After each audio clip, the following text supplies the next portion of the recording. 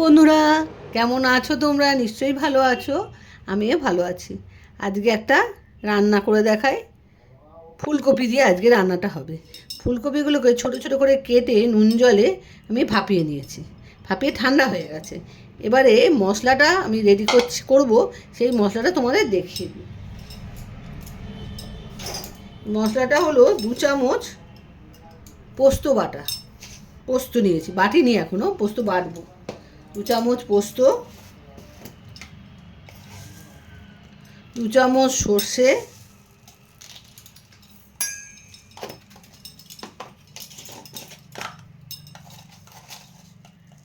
1 চামচ জিরে,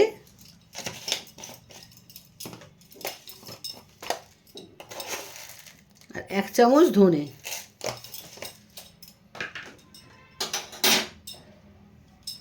আর তোমরা যেরকম ঝাল খাবে সেই মতো লঙ্কা দেবে।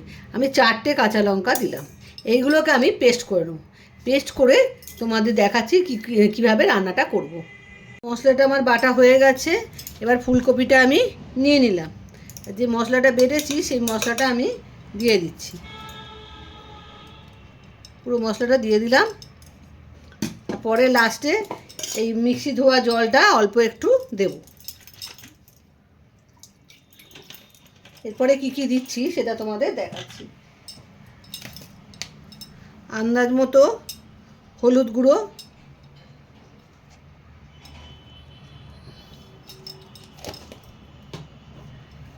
সামান্য হিং, খুব সুন্দর একটা গন্ধ বেরোবে, সামান্য দেবে।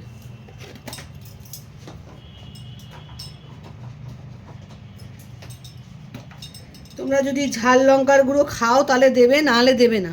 আমি সামান্য দিলাম ঝাল লঙ্কার গুঁড়ো।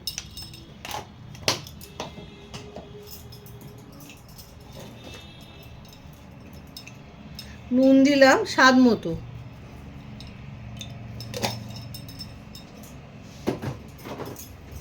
কাশ্মীরি লঙ্কার গুঁড়ো দিলাম আন্দাজ মতো, কাশ্মীরি লঙ্কার গুঁড়োও দিলাম। আর দেবো সর্ষের তেল। এই রান্নাটায় সর্ষের তেল পড়বে, যেহেতু ফুলকপি ভাপা তো ওই জন্যে এতে সর্ষের তেল পড়বে। 1.5 চামচের মতো চাইয়ে দিলাম। আর এই মিক্সি ধোয়া জলটা এটাও দিয়ে দিচ্ছি।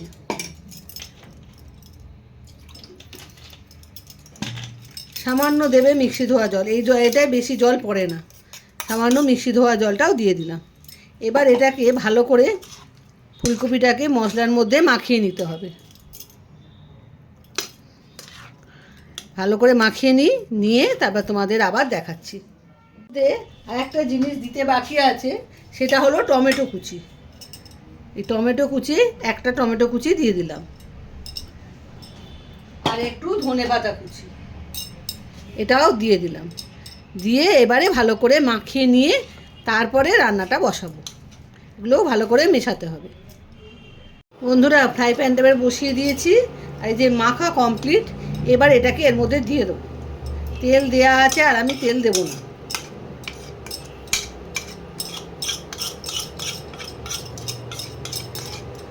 ব্যাস, এবার এটাকে ভালো করে এইভাবে ছড়িয়ে দিতে হবে, মানে ভালোভাবে ভাপে সেদ্ধ হবে তো।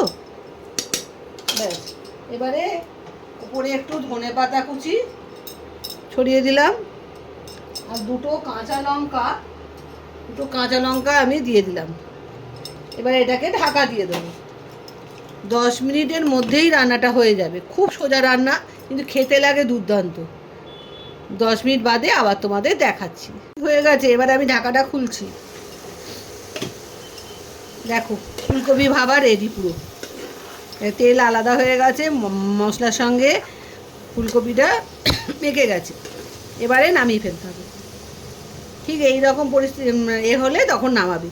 যে তেলটা আলাদা হয়ে যাচ্ছে দেখতে পাচ্ছ, এইরকম হলে নামিয়ে ফেলতে হবে। আমি নামিয়ে ফেলি, নামিয়ে তোমাদের দেখাচ্ছি। বাটিতে আমি ঢেলে ফেলেছি। দেখো কি সুন্দর দেখতে লাগছে, খেতেও ততদিক সুন্দর হয়, খেতেও দুর্দান্ত হয়। ভাত দিয়ে সাদা ভাত দিয়ে তো দারুণ লাগে।